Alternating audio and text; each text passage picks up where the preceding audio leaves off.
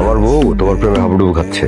দোষ তুইও তো খারাপ। দোস্ত এক বাজে কথা বলিস না। আমি এতটা ছোট লোক না যে বন্ধুর বোধ দিকে নজর দেবো। তাই হ্যাঁ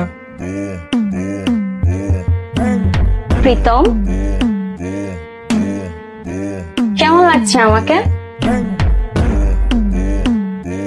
অবসর। অপসরা কি? অপসরা মানে হচ্ছে স্লাট। আমি স্লাট না। তুমি কি টাইমিং করেছো প্রীতম?